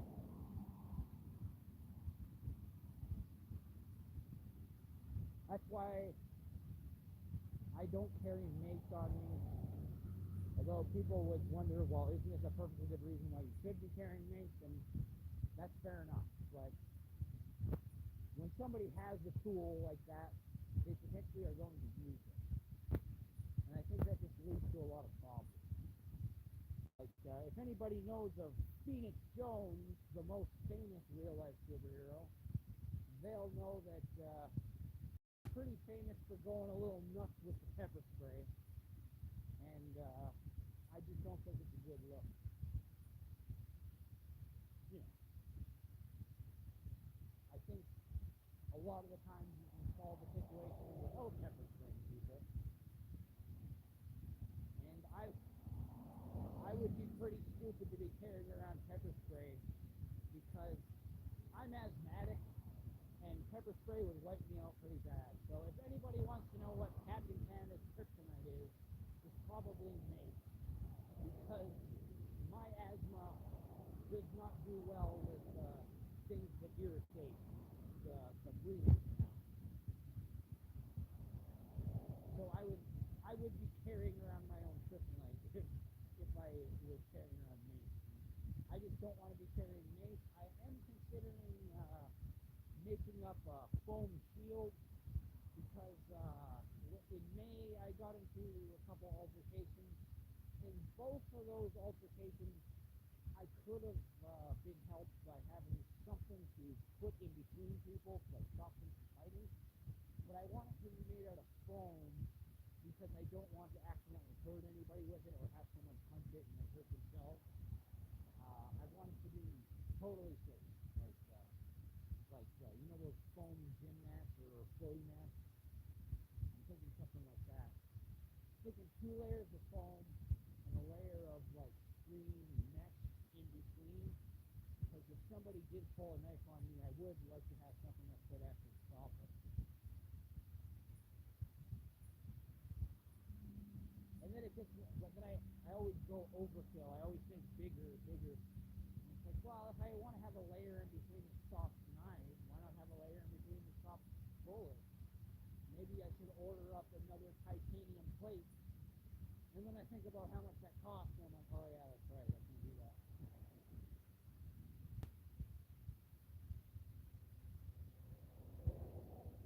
I think I just got a honk. Oh, I see who it is. My lovely fiance just drove by.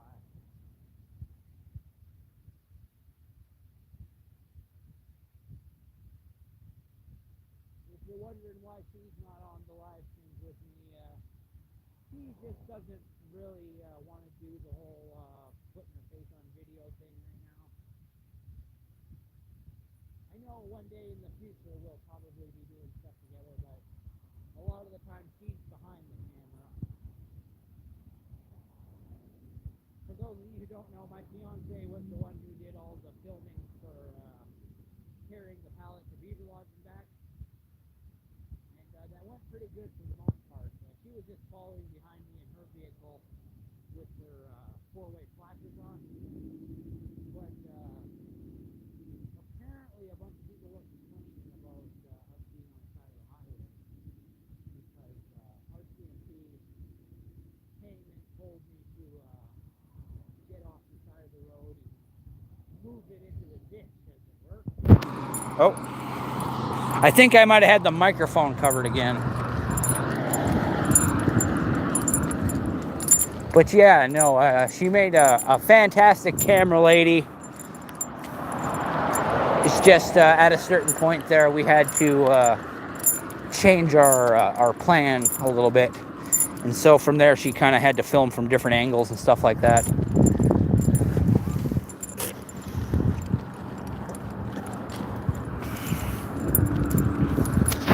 Ooh.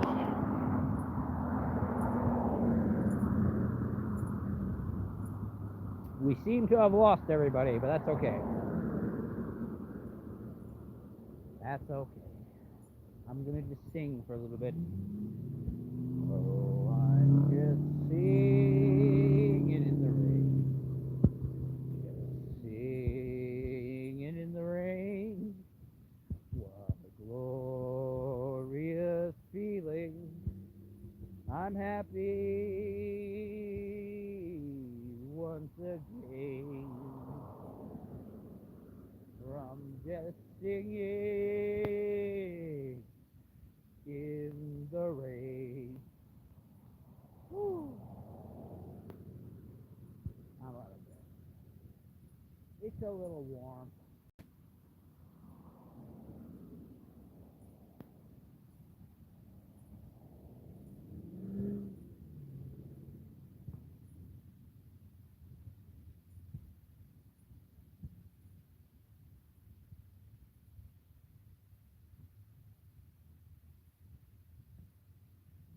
Here, take a look at where I'm going rather than what I'm saying. Just at the 214 place there. Oh.